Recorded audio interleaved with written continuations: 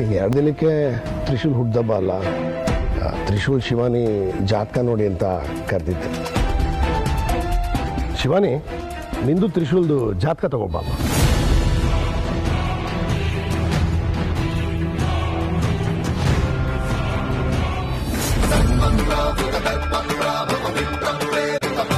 ಈ ಜಾತಕ ಮನುಷ್ಯರ ಜಾತಕವೇ ಅಲ್ಲ.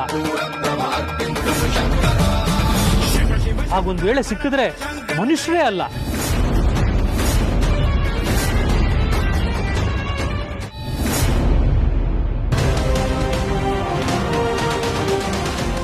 ಸ್ವಾಮಿಗಳೇ, ನೀವೇನು ಹೇಳಬೇಕು ಅನ್ಕೊಂಡಿದ್ದೀರಾ ದಯವಿಟ್ಟು ಇವಾಗಾದ್ರೂ ಕರೆಕ್ಟಾಗಿ ಹೇಳಿ. ನನಗೆ ಏನು ಅರ್ಥ ಆಗದೆ ಒದ್ದಾಡ್ತಾ ಇದ್ದೀನಿ. ದಯವಿಟ್ಟು ಉತ್ತರ ಕೊಡಿ. ಎಲ್ಲದಕ್ಕೂ ಉತ್ತರ ಸಿಗುತ್ತದೆ, ತಾಳ್ಮೆಯಿಂದ ಇರು.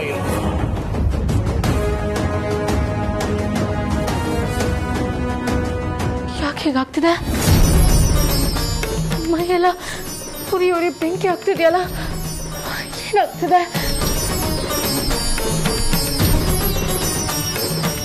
ನೋಡು ನಂದೀಶ, ನಮ್ಮ ಅನುಮಾನ ಸರಿಯಾಗಿದ್ರೆ ಗರುಡ ಚೂರ್ಣದ ಶಕ್ತಿಗೆ ಅವಳು ಹಾವಾಗ ಬದಲಾಗಿ ಹೊಡಬಾರದು ಕಷ್ಟಪಟ್ಟು ಪಟ ಅಂತ ಸಿಡಿದು ಸತ್ತೋಗ್ತಾಳೆ. ಅವಳು ಕಿರ್ಚಾಟ ಕೇಳಿದ್ಮೇಲೆ ನಾವು ಹೋದ್ರೆ ಸಾಕು. ಹೇ ಮಹಾದೇವ, ಏನಿದು ಘೋರ!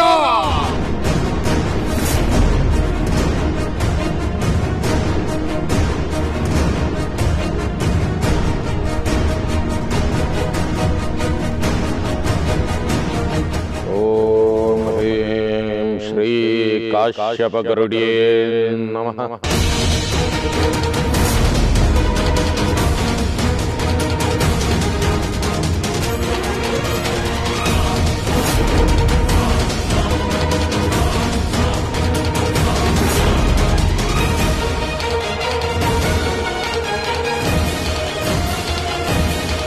ಪರಮೇಶ್ವರ, ಈಗ ಸ್ವಲ್ಪ ನೆಮ್ಮದಿ ಆಯ್ತು. ಯಾಕೆ ಹೀಗಾಗಿತ್ತು? ಯಾರು ನನ್ನ ಮೇಲೆ ಈ ಶಕ್ತಿ ಪ್ರಯೋಗ ಮಾಡ್ತೋರು? ಸದ್ಯ ಬರ್ತಾ ಇಲ್ವಲ್ಲ, ಸತ್ಗಿತ್ತೋಗ್ಬಿಟ್ಲಾ? ಏನೂ ಗೊತ್ತಾಗ್ತಾರ ಮಗ. ನೋಡೋಣ ನಡಿ.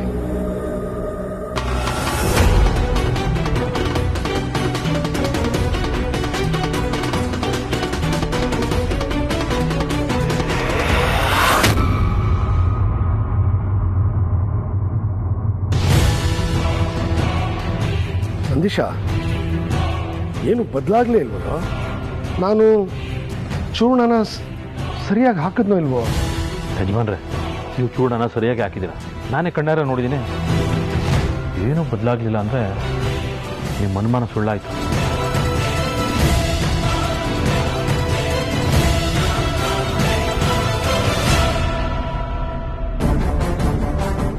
ಯಾಕೆ ಸ್ವಾಮಿಗಳೇ, ನನ್ನ ಪ್ರಶ್ನೆಗೆ ಏನು ಉತ್ತರನೇ ಕೊಡ್ತಲ್ಲ?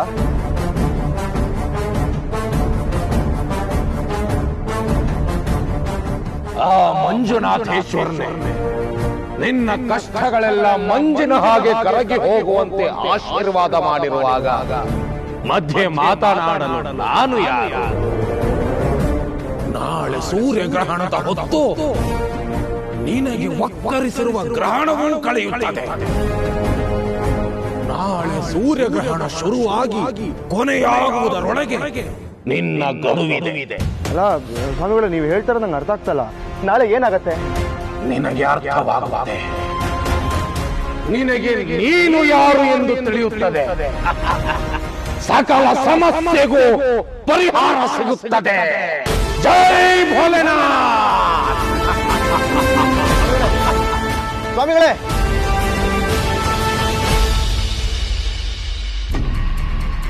ಯಜಮಾನ್ರೆ, ಗುರುಗಳು ಬಂದರು.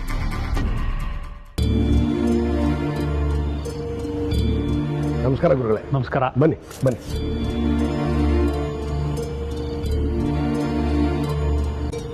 ಬನ್ನಿ ಕೂತ್ಕೊಳ್ಳಿ.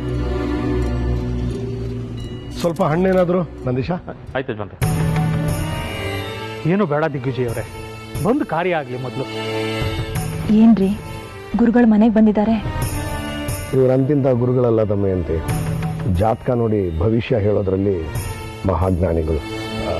ಇನ್ನು 2 ದಿನಕ್ಕೆ ತ್ರಿಶೂಲ್ ಹುಡ್ದಬ್ಬ ಅಲ್ಲ, ತ್ರಿಶೂಲ್ ಶಿವಾನಿ ಜಾತಕ ನೋಡಿ ಅಂತ ಕರೆದಿದ್ದೆ. ಶಿವಾನಿ, ನಿಂದು ತ್ರಿಶೂಲ್ದು ಜಾತಕ ತಗೋಬಮ್ಮ.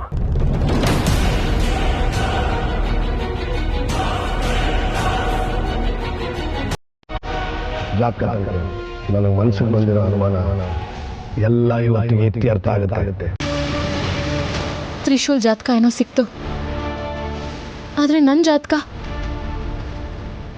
ಸರ್ಪಗಳಿಗೆ ಯಾವ ಜಾತಕ? ಇಲ್ಲದೆ ಇರೋ ಜಾತಕನ ಕೇಳ್ತಾ ಇದಾರಲ್ಲ ಇವರು. ಇಲ್ಲ ಅಂದರೆ ಅನುಮಾನ ಬರುತ್ತೆ. ಏನು ಮಾಡಲಿ ನಾನೀಗ? ಪರಮೇಶ್ವರ, ಈ ಸಂಕಷ್ಟದಿಂದ ನೀನೇ ನನ್ನನ್ನು ಕಾಪಾಡಬೇಕು ತಂದೆ.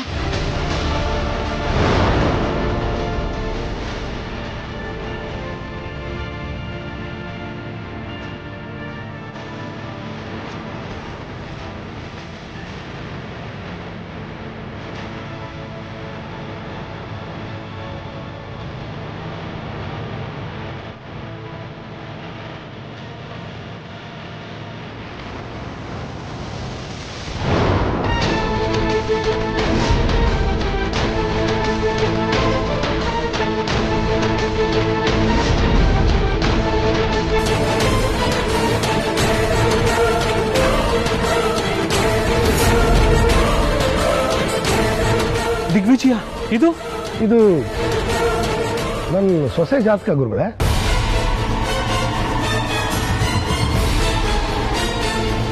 ಈ ಜಾತಕ ಮನುಷ್ಯರ ಜಾತಕವೇ ಅಲ್ಲ.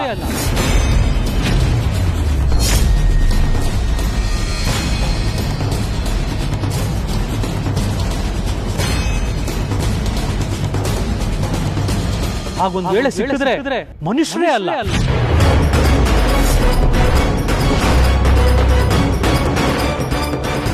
ಇದೇನು ಗುರುಗಳೇ, ಮನುಷ್ಯರ ಜಾತಕ ಅಲ್ಲ ಅಂತ ಹೇಳ್ತಾ ಇದ್ದೀರಾ? ಹಾಗಾದ್ರೆ ದೇವ್ರ ಜಾತಕನ?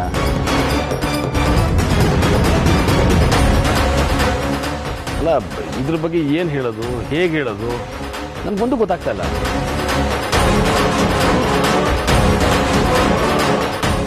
ಇದರಿಂದ ಏನಾದರೂ ತೊಂದರೆ ಇದೆಯಾ? ಇದಕ್ಕೆ ಪರಿಹಾರ ಏನು? ನನ್ನ ಸೊಸೆದು ಮನುಷ್ಯ ಜಾತಕ ಅಲ್ಲ ಅಂತ ಹೇಳಿದ್ರೆ? ಇದು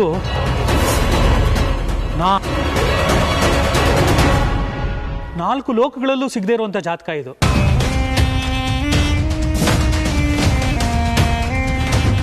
ಗುರುಗಳೇ, ಅದೇನು ಅಂತ ಸ್ವಲ್ಪ ಬಿಡಿಸಿ ಹೇಳಿ.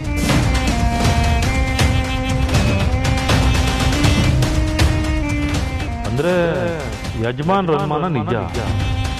ಅಂದ್ರೆ ಶಿವಾನಿ ಎಲ್ಲ ಇವತ್ತಿಗೆ ಇತ್ಯರ್ಥ ಆಗುತ್ತೆ. ಗುರುಗಳೇ, ಇದು ಮನುಷ್ಯ ಜಾತಕ ಅಲ್ಲ ಅಂದ್ರೆ ಇನ್ಯಾರ ಜಾತಕ ಇದು? ಈ ಜಾತಕ ವಯಸ್ಸು ಆಗದವಳ ಜಾತಕ, ಮನಸ್ಸು ಬದಲಾಗದವಳ ಜಾತಕ. ಕೆಟ್ಟತನ ಇಲ್ಲದ ಜಾತಕ, ಇಟ್ಟ ಗುರಿ ಬಿಟ್ಟು ಹೋಗದವಳ ಜಾತಕ, ಅಪರೂಪದಲ್ಲಿ ಅಪರೂಪದ ಜಾತಕ.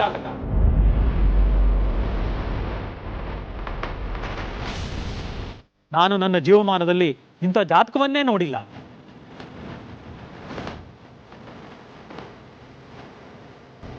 ಇದು ಮನುಷ್ಯ ಜಾತಕವಲ್ಲ, ದೈವಿ ಜಾತಕ.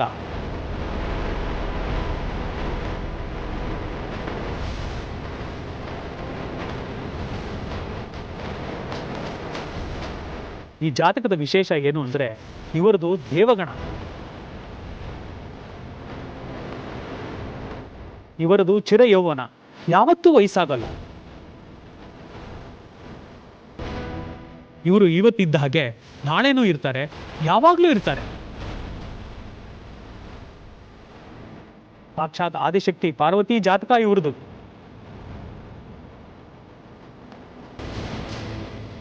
ಹಾಗಾಗಿ ಇದನ್ನ ಮನುಷ್ಯ ಜಾತಕ ಅಲ್ಲ ಅಂತ ಹೇಳಿದೆ. ಈ ಜಾತಕದವರು ಯಾವ ಮನೇಲಿರ್ತಾರೋ ಆ ಮನೆಗೆ ಅದೃಷ್ಟ.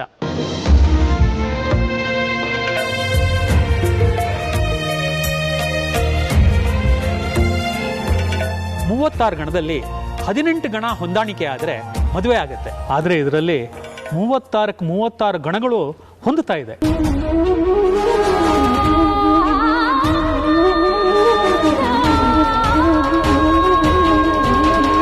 ಈ 2 ಜಾತಕಗಳು ಒಂದಾಗದೇ ಇದ್ದಿದ್ರೆ ನಿಮ್ಮನೇಲಿ ಎಳ್ಳು ಕಾಳಷ್ಟು ನೆಮ್ಮದಿ ಇರ್ತಾ ಇರಲಿಲ್ಲ.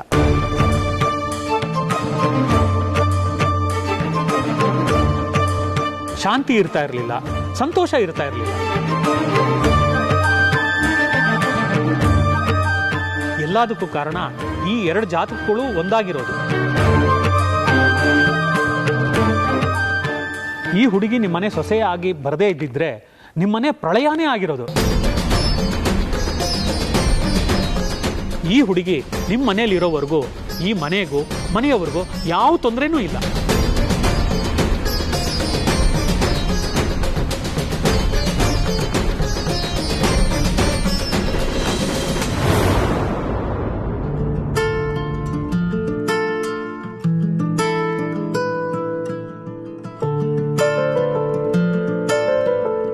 ಬಂದ್ಯಾ?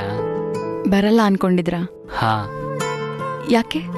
ಅಲ್ಲ, ನಾನು ಬೇರೆ ಲೋಕದನು ಅಂತ ಗೊತ್ತಾದ್ಮೇಲೂ ನನ್ ಬಿಟ್ಟು ಹೋಗಲ್ಲ ಅಂತ ಹೇಳಿದ್ರಿ. ಆದ್ರೂ ಮನೆಗೆ ಹೋದ್ಮೇಲೆ ಯೋಚನೆ ಮಾಡಿ ನೀವು ತಗೊಂಡಿದ್ದ ನಿರ್ಧಾರ ತಪ್ಪು ಅಂತ ಅನ್ಕೊಂಡು ನನ್ನಿಂದ ದೂರ ಹೋಗ್ಬಿಡ್ಬೇಕು ಅಂತ ನಿಮಗೆ ಅನ್ಸ್ಬಿಟ್ಟಿದ್ರೆ ಇದ್ರ ಬಗ್ಗೆ ಯೋಚನೆ ಮಾಡಿ ಮಾಡಿ ನನಗೆ ನಿದ್ದೆನೇ ಬರಲಿಲ್ಲ. ನನಗೂ ನಿದ್ದೆ ಬರಲಿಲ್ಲ. ಯಾಕೆ? ನಾನು ನಿಮ್ಮ ಲೋಕದವಳಲ್ಲ ಅಂತ ನೀವೆಲ್ಲಿ ನನ್ನ ಬಿಟ್ಟು ಹೋಗ್ಬಿಡ್ತೀರಾ ಅಂತ ನನಗೆ ಭಯ ಆಗ್ಬಿಟ್ಟಿತ್ತು. ನಾನು ನಿಮ್ಮನ್ನು ಬಿಟ್ಟು ಹೋಗಕ್ಕೆ ಸಾಧ್ಯನಾ? ಅಲ್ಲ, ನಿಮಗೆ ಯಾಕಾಗ ಅನಿಸ್ತು? ನಮ್ಮ ಪ್ರೀತಿ ಮೇಲೆ ನಂಬಿಕೆ ಇಲ್ವಾ? ನಾನು ಈ ಕ್ಷಣದವರೆಗೂ ಬದುಕಿದ್ದೀನಿ ಅಂದರೆ ಅದು ಈ ಪ್ರೀತಿಗೋಸ್ಕರನೇ, ಗೊತ್ತಾ?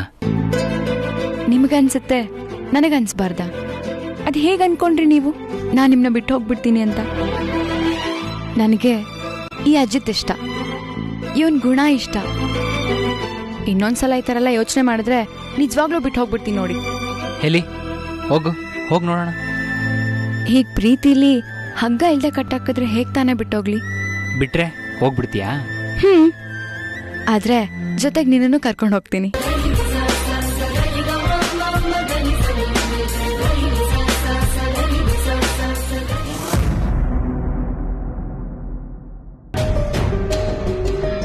ಸಾರಿ. ಯಾಕೆ?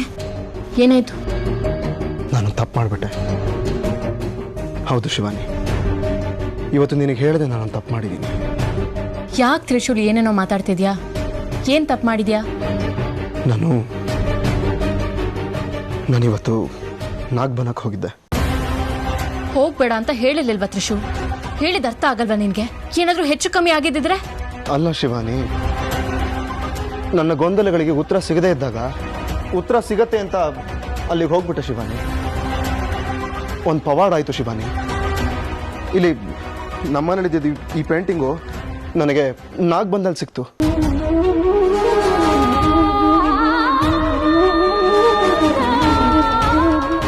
ಏನ್ ಶಿವಾನಿ ಇದರ ಅರ್ಥ? ನನಗೂ ಏನೂ ಅರ್ಥ ಆಗ್ತಿಲ್ಲ ತ್ರಿಶೂಲ್. ಆದ್ರೆ ನೀನು ನಿನ್ನ ಉತ್ತರಗಳಿಗೆ ತುಂಬಾ ಸಮೀಪ ಇದೆಯಾ ಅನ್ಸ್ತಿದೆ. ಆದಷ್ಟು ಬೇಗ ನಿನ್ ಎಲ್ಲ ಗೊಂದಲಗಳಿಗೂ ಒಂದು ಪರಿಹಾರ ಸಿಗುತ್ತೆ. ಉತ್ತರ ಹುಡ್ಕೊಂಡು ಹೋಗಿ ಇನ್ನೊಂದು ಪ್ರಶ್ನೆ ತಗೊಂಡ್ಬಂದಿದ್ದೀನಿ. ಇದು ಪ್ರಶ್ನೆ ಅಲ್ಲ ತ್ರಿಶೂಲ್, ಉತ್ತರ. ನೀನೇ ಇವನು ಅನ್ನೋ ಉತ್ತರ. ನಿನಗಿದು ಆದಷ್ಟು ಬೇಗ ಗೊತ್ತಾಗುತ್ತೆ. ಶಿವಾನಿ, ಏನು ಯೋಚನೆ ಮಾಡ್ತಾ ಇದೀಯಾ? ಏನಿಲ್ಲ, ನಾಳೆ ನಾವಿಬ್ರು ಸಂಜೀವಿನಿ ವನಕ್ಕೆ ಹೋಗ್ಬೇಕು. ಅದ್ರ ಬಗ್ಗೆ ಯೋಚನೆ ಮಾಡ್ತಿದ್ದೆ. ಸಂಜೀವಿನಿ ವನನ? ನಾವು ಅಲ್ಲಿಗೆ ಯಾಕೆ ಹೋಗ್ಬೇಕು? ನಾಳೆ ಸೂರ್ಯಗ್ರಹಣ. ಆ ಹೊತ್ತಲ್ಲಿ ನಾವಲ್ಲಿಗೆ ಹೋದ್ರೆ ಒಳ್ಳೇದಾಗುತ್ತಂತೆ. ನಾಳೆ ಸೂರ್ಯಗ್ರಹಣದ ಹೊತ್ತು ನಿನಗೆ ವಕ್ಕರಿಸಿರುವ ಗ್ರಹಣಗಳು ಕಳೆಯುತ್ತದೆ. ನಾಳೆ ಸೂರ್ಯಗ್ರಹಣ ಶುರುವಾಗಿ ಕೊನೆಯಾಗುವುದರೊಳಗೆ ನಿನ್ನ ಗಡುವಿದೆ. ಸ್ವಾಮಿಗಳು ನನ್ನ ಹತ್ರನೂ ಅದೇ ಮಾತಾಡಿದ್ರಲ್ಲ. ಅಂದ್ರೆ ನಾವಿಬ್ರು ಸರಿಯಾದ ದಾರಿಲೇ ಇದೀವಿ ಅಂತ ಆಯ್ತು. ಯೋಚನೆ ಮಾಡ್ಬೇಡ ತ್ರಿಶೂಲ್, ನಾಳೆ ಎಲ್ಲ ಸರಿ ಹೋಗುತ್ತೆ.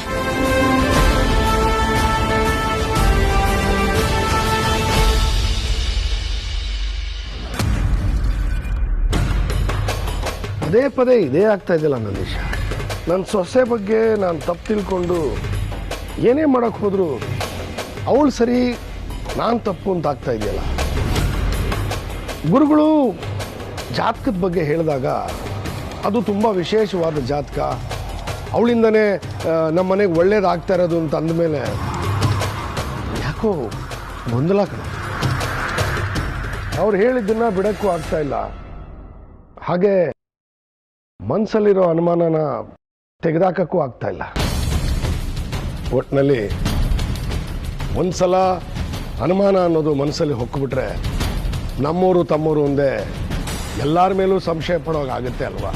ಹೌದು ಯಜಮಾನ್ರೆ, ಏನೇ ಆದರೂ ನಮ್ಮ ಮನೆ ಸೊಸೆ ಮೇಲೆ ಅನುಮಾನ ಪಡಬಾರ್ದಾಗಿತ್ತು. ನನಗೆ ಬೇರೆ ದಾರಿ ಇರಲಿಲ್ವಲ್ಲ ನಂದೀಶ. ನಾವು ಮಾಡಿರೋ ಕೆಲಸಕ್ಕೆ, ನಮ್ಮ ಗುಣಕ್ಕೆ, ನಮ್ಮ ನೆರಳನ್ನು ನಾನು ಸಂಶಯದಿಂದನೇ ನೋಡಬೇಕು. ಒಂದಂತೂ ಖಾತ್ರಿ ಆಯಿತು, ನಮ್ಮ ಮನೆ ಸೊಸೆ ನಾಗಿಣಿ ಅಲ್ಲ ಅನ್ನೋದು.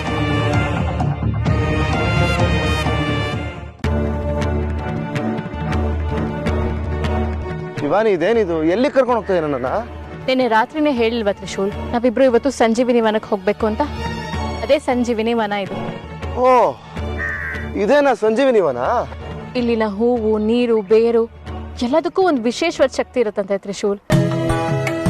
ಅದರಲ್ಲೂ ಸೂರ್ಯಗ್ರಹಣದ ದಿನ ಆ ಶಕ್ತಿ ದುಪ್ಪಟ್ಟಾಗುತ್ತಂತೆ. ಅದನ್ನೆಲ್ಲ ಮಿಶ್ರಣ ಮಾಡಿ ನಿನಗೆ ಕುಡಿಸಿದ್ರೆ ನಿನಗೆ ತುಂಬಾ ಒಳ್ಳೇದಾಗುತ್ತೆ ಅಂತ ಸ್ವಾಮಿಗಳು ಹೇಳಿದ್ದಾರೆ. ಅಲ್ಲ ಶಿವಾನಿ, ಅದು ಅಲ್ಲ ತ್ರಿಶೂಲ್, ಇವತ್ತು ನಿನಗೆ ಒಳ್ಳೇದಾಗುತ್ತೆ ಅಂತ ನಿನಗೂ ಯಾರು ಸ್ವಾಮಿಗಳು ಹೇಳಿದ್ದಾರೆ ಅಂತ ಹೇಳಿದೆ ಅಲ್ವಾ? ಹೌದು, ಹೇಳಿದ್ರು. ಇಬ್ರಿಗೂ ಒಂದೇ ತರ ಹೇಳಿದ್ದಾರೆ ಅಂದ್ರೆ ನಮ್ಮ ಪಾಲಿಗೆ ಇವತ್ತು ಒಳ್ಳೆ ದಿನ ಅನ್ಸುತ್ತೆ ತ್ರಿಶೂಲ್. ಒಂದ್ ಕೆಲಸ ಮಾಡು, ನೀನ್ ಅಲ್ಲಿ ಹೋಗಿ ಕೂತಿರು, ನಾನು ಈಗ ಬಂದ್ಬಿಡ್ತೀನಿ.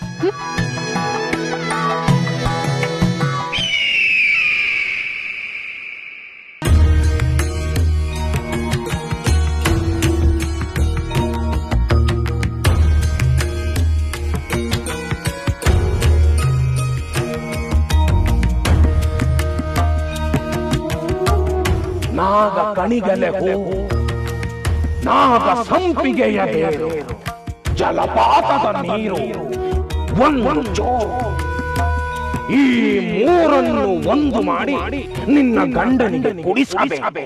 ನಾಗೇಂದ್ರ ಹಾರಾಯ ತ್ರಿಲೋಚನಾಯ ಭಸ್ಮಾಗರಾಗಾಯ ಮಹೇಶ್ವರಾಯ ನಿತ್ಯಾಯ ಶುದ್ಧಾಯ ದಿಗಂಬರಾಯ ತಸ್ಮೈ ನಕಾರಾಯ ನಮಃ.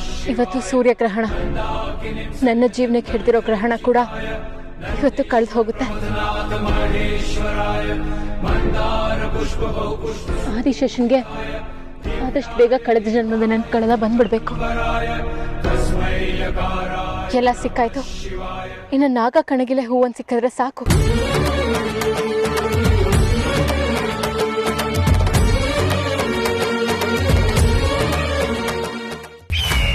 ಅಪ್ಪಾಜಿ, ಏನಾಯ್ತು ಮಗಳೇ?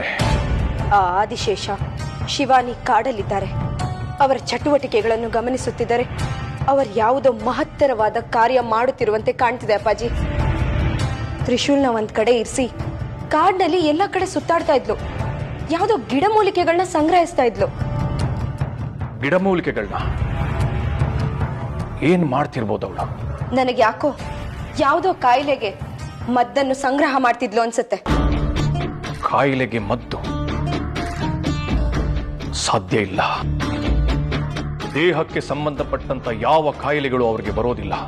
ಯಾಕೆಂದ್ರೆ ಅವರು ದೇಹಲೋಕದವರು. ಯಾವುದೇ ಕಾಯಿಲೆಯನ್ನು ಕ್ಷಣಾರ್ಧದಲ್ಲಿ ವಾಸಿ ಮಾಡಿಕೊಳ್ಳಬಲ್ಲವರು. ಬೇರೆ ಏನಿರ್ಬೋದು? ಅದೇ ನಿಗೂಢ. ನಾವದನ್ನ ತಿಳ್ಕೊಳ್ಳೇಬೇಕು. ಇಲ್ಲಾಂದ್ರೆ ಅಪಾಯ ಎದುರಾಗುತ್ತೆ. ಓಂ ಗರುಡಾಯ ನಮಃ. ಓಂ ಗರುಡಾಯ ನಮಃ. ಓಂ ಗರುಡಾಯ ನಮಃ.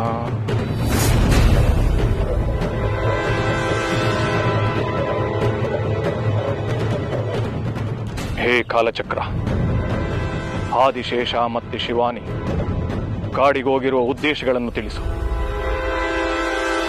ಶಿವಾನಿ ತ್ರಿಶೂಲ್ಗೆ ಕಳೆದ ಜನ್ಮದ ನೆನಪುಗಳನ್ನು ತರಿಸಲು ಗಿಡಮೂಲಿಕೆಗಳನ್ನು ಸಂಗ್ರಹಿಸುತ್ತಿದ್ದಾಳೆ. ನೀವೀಗಲೇ ಅವರನ್ನು ತಡೆಯದಿದ್ದರೆ ತ್ರಿಶೂಲ್ಗೆ ಹಳೆಯ ನೆನಪುಗಳು ಮರುಕಳಿಸೋದು ಖಚಿತ. ಆ ಕ್ಷಣವೇ ನಿಮ್ಮ ಅಂತ್ಯ.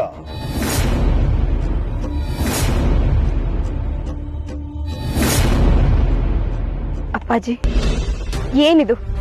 ಕಾಲಚಕ್ರ ಈ ರೀತಿ ಹೇಳಿತು? ಅದೇ ಸತ್ಯ. ನಾವು ಈ ಕೂಡಲೇ ಹೋಗಿ ಆದಿಶೇಷ ಮತ್ತೆ ಶಿವಾನಿಯನ್ನು ತಡೆದು ಅವರನ್ನು ಸಂಹಾರ ಮಾಡಬೇಕು. ನಡೆ ಈಗಲೇ.